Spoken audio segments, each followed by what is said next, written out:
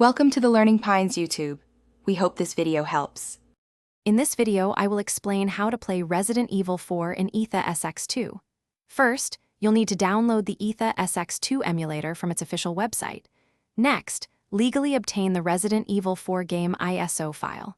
Remember, owning the physical game is often a prerequisite. You'll also need the PlayStation 2 BIOS files, which are crucial for the emulator to function correctly. Finally, perform an initial configuration of the emulator's basic settings to prepare for gameplay. Now, let's fine-tune your experience.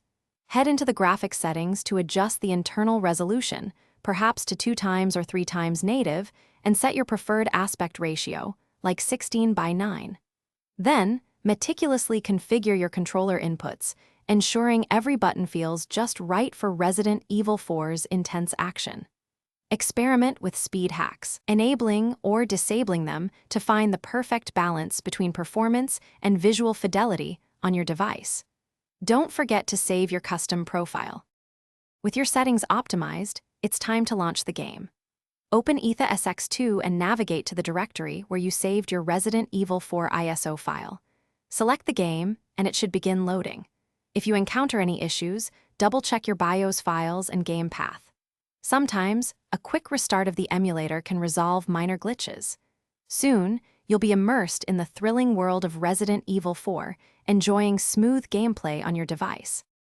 To further enhance your Resident Evil 4 experience, consider experimenting with different rendering backends, such as Vulkan or OpenGL, to find the most stable option for your device. For a visual upgrade, explore custom texture packs created by the community, which can significantly improve the game's appearance. Always ensure your device has at least 4 GB of RAM and a capable processor for the best performance. These tweaks can make a substantial difference in your gameplay. Thanks for watching. Consider subscribing if we helped you.